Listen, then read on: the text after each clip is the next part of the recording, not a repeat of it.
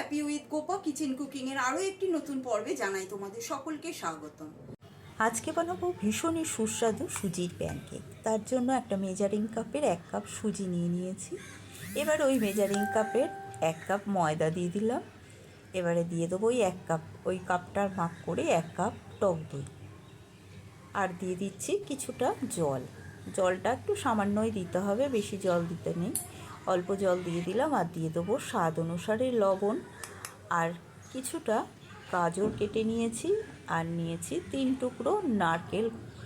এবার নারকেল আর গাজরটাও এর মধ্যে দিয়ে দিলাম। আমি নারকেল টুকরো করে নিয়েছি, তোমরা চাইলে পোড়া নারকেল দিতে পারো। এবার এটা মিহি করে পেস্ট বানিয়ে নিয়েছি। মিহি করে পেস্ট করে নেওয়ার পরে পেস্টটা একটা বাটির মধ্যে ঢেলে নিচ্ছি। ঢেলে নিয়ে এবার মিক্সার ধুয়ে একটু জল দিয়ে দিলাম ওর মধ্যে। এবারে 5 মিনিটের জন্য ঢাকাটা বন্ধ করে দিলাম।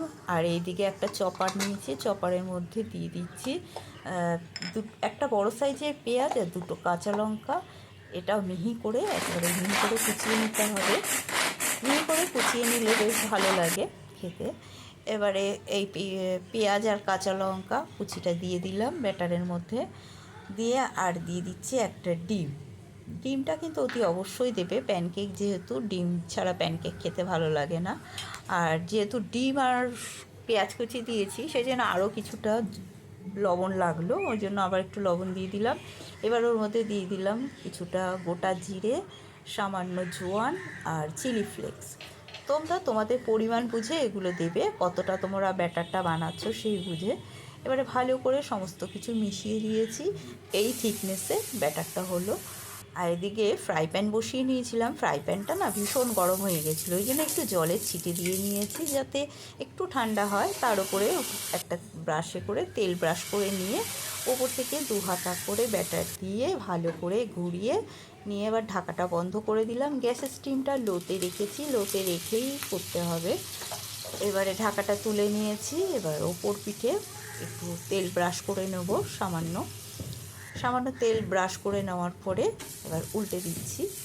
এপিট ওপিট করে ভালো করে একটু চেপে এটা ভেজে নিতে হবে। খেতে কিন্তু ভীষণই ভালো হয়, এতটাই অপূর্ব হয় খেতে। এটা সকালের টিফিনের জন্যই বানাচ্ছি। সকালের টিফিন বা স্কুল কলেজে অফিসেও এটা তোমরা বানিয়ে নিয়ে যেতে পারো। দুটো খেলে ভালো মতনই পেট ভরে যায়, এতটাই সুস্বাদু আর হেলদি রেসিপি। দেখো বানানো হয়ে গেছে, আমি একটু সস দিয়ে সার্ভ করলাম। নাও এবার একটু খেয়ে দেখো তো কেমন হয়েছে। এটা কি গোলা রুটি নাকি? কি এটা কি বানিয়েছো? গোলা রুটি না, এটা বানিয়েছি সুজির প্যানকেক। রোজই একঘেয়েমি রুটি তরকারি খেতে ভালো লাগে না। খেয়ে বলো তো কেমন হয়েছে আজকে। একদম নিজের কথা হবে না। এত ভালো হয়েছে। একটু কাজ করো, একটু পুচুত করে একটুখানি সস দাও, টমেটো সস। আচ্ছা দিচ্ছি। এখন দিয়ে দাও। সস দিয়ে খাবে অল্প করে। দেখি এবার ঠিক আছে, ভালো হয়েছে।